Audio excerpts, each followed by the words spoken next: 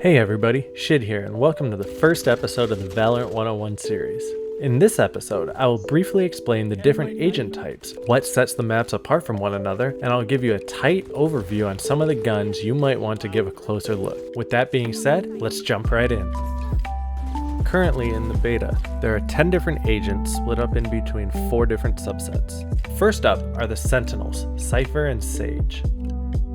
These agents are defensive experts who can quickly take control of a site for an easy defense or stop the opponent's backup from arriving when planting the bomb on offense. Next, we have the controllers, Omen, Viper, and Brimstone. Controllers are great at dividing up bomb sites that will give you and your team the advantage through the use of smokes, poisons, and other site blocking abilities. Now on to the initiators, Sova and Breach. With Breach's blinds and knockbacks and Sova's scouting abilities, you'll be able to quickly check your angles and set up for site entries to allow for a quick plant or an easy retake. Last but not least, we have the duelists, Jet, Phoenix, and Raze. Being self-sufficient killing machines, these agents seek out engagements and set up team pushes through their use of zone control and movement abilities. Every agent has 4 abilities to use at their disposal. 1 signature ability that you receive at the beginning of each round, 2 abilities that need to be purchased with funds, and 1 ultimate ability that needs 7 to 6 charges depending on what agent is used. You can gain these charges in 4 different ways. 1 charge for each kill that you get, 1 charge for a bomb plant or disarm, 1 charge per ultimate orb pickup, and there's 2 of these per map, but we'll highlight that in a different video. And 1 charge is given to every player at the end of each round. These abilities can be used in quick succession or combined with other agent abilities to create unique plays that can turn the tide of a round in an instant. It's important to note that your signature abilities all work a little different depending on what agent you're playing, so head on over to a custom match or the practice arena and see how they all work and what agent fits your playstyle best. As of now, there are 3 maps in the beta, Bind, Split, and Haven. Each map has their own unique level design mechanic that sets them apart from the others.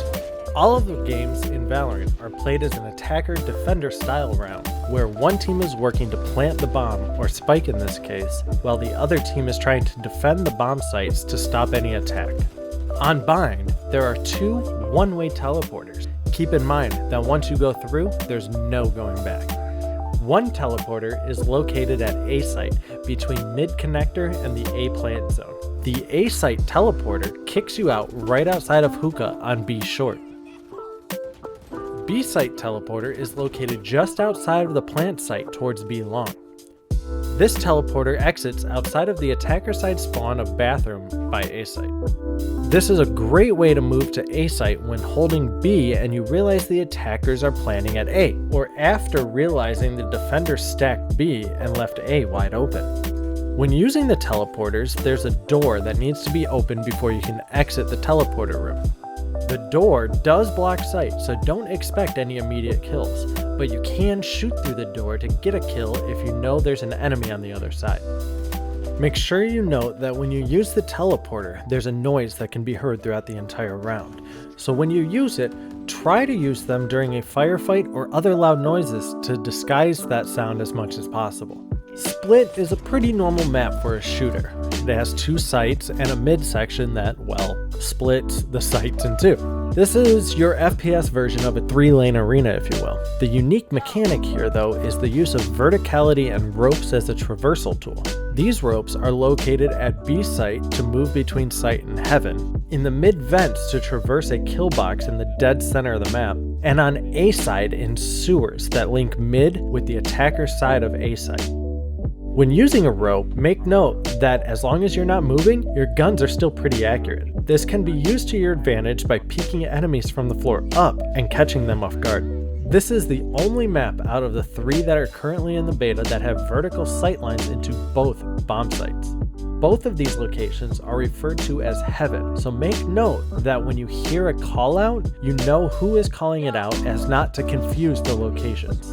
And the last map in the beta is Haven. It's probably the most unique of the 3 if you're coming from a game like CSGO or Call of Duty to Valorant, as there are 3 bomb sites. In my opinion, this map is extremely defensive-sided and is fairly simple to rotate to almost any attacker position. Because of that, make sure to stay patient, hold your angles, and make your shots in order to win as many rounds on defense as possible. Although, as attacking, long A and long C are both fairly easy to pick and get a kill if you're quick and know where to look for the defenders to be. In Valorant, you receive money every round based on your individual and team performance that is spent on guns, shields, and abilities to help you in the next rounds. There are many different guns in the game that can be used in all kinds of different situations, so make sure you give them all a fair shot to see what feels best for you. For the purposes of this video though, I'm going to highlight a couple of my favorites. The Ghost is a great balanced sidearm to use during pistol rounds as it has one-shot potential if the opposing team didn't purchase any armor.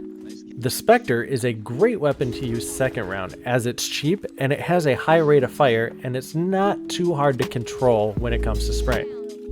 The Bucky can be an exceptionally deadly shotgun, especially in the hands of a skilled Jet, as it does not suffer accuracy loss from movement abilities. Not to mention, its alternate fire airburst allows for some awesome medium range kills. The Vandal is an exceptionally powerful gun at any range and is always a one-shot kill with a headshot, but its spray can sometimes be a little unwieldy.